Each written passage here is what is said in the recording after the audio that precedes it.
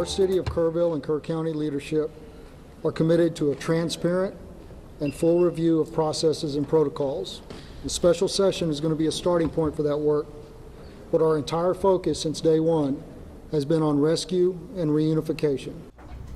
First responders in Texas say that right now they are getting the support they need as they continue to search through the wreckage after that devastating and deadly flood situation last week. There have been mounting questions about the early reaction from first responders and whether public safety officials at all levels did enough to get people out of harm's way as the waters surged. For people cleaning up what's left, they don't see an easy solution. Matt Roy reports. I got some information on housing after a neighbor checks in days after the disaster on the woman known as Pearl. Early Sunday morning, Pearl thought her partner was dreaming. Larry was going, there's water in my ankles.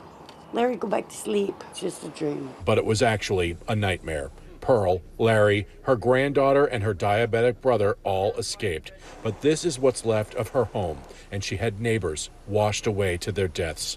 Pearl's only warning of the flash flood, a call from her cousin in San Antonio. Told me that I better go tell my neighbors. I'm like, what? And then all of a sudden everything just happens really fast. County and regional leaders have been questioned the last 2 days in two contentious press briefings on who did what to warn neighbors of the raging floodwaters and what can be done the next time.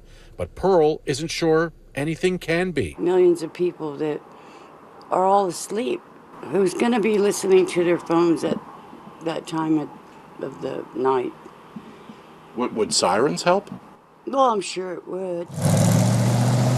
Gail Luberman can see the searchers from her front yard, reminding her of how she learned of the floodwaters. Neighbor pounding on the door. What'd they say? Get up, get out. I said, okay, fine. Do you feel like you had enough warning? Oh, there was no warning. No warning. And I can't imagine anybody being able to predict something like this. And she refuses to believe that anyone had the information about the flooding and didn't pass it on in a timely manner. Meanwhile, Kim Wheeler is soaking items in bleach while the rain falls again. And family helps to gut their rental home.